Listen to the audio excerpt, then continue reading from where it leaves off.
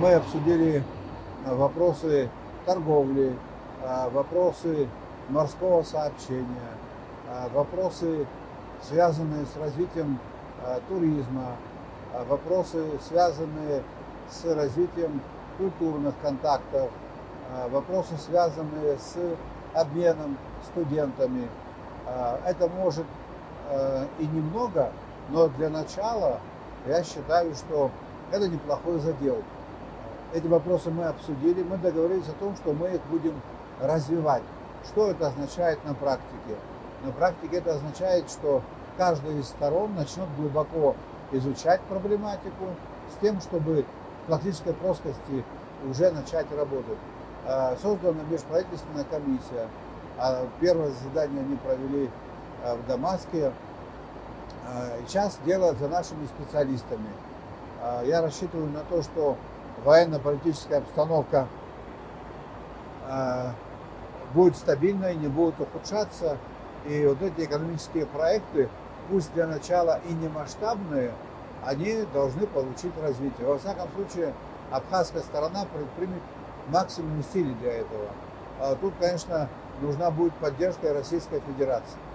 Ну, это рабочий процесс, он всегда связан с разными проблемами, но мы для того и работаем, чтобы решать проблемы, чтобы в конечном итоге создать более лучшие условия для наших граждан, с тем, чтобы они зарабатывали, развивались, потому как экономическая основа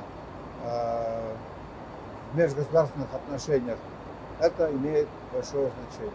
Морское сообщение. Уже несколько рейсов уже было сделано 2 года тому назад. Они выявили слабые стороны и аспекты, над которыми надо будет поработать. Все это надо прорабатывать. У нас нет воздушного сообщения с нашим соседом, с Россией. Тут никогда не было воздушного сообщения или иного с Сирией. Это требует кропотливой работы.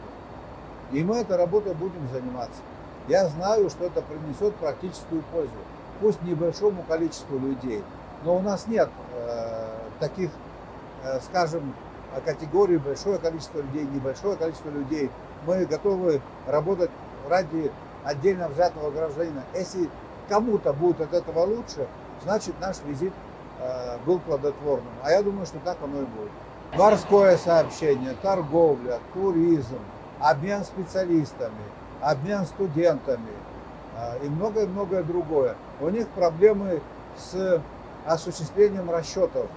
Вот им сложно осуществлять расчеты, потому что они находятся под санкциями, и с ними не хотят иметь дела признанные, скажем так, структуры финансовые. Как известно, мы тоже находимся под санкциями, поэтому нам это ничем не грозит по большому счету. И мы можем продумать механизм осуществления расчетов через абхазскую банковскую систему.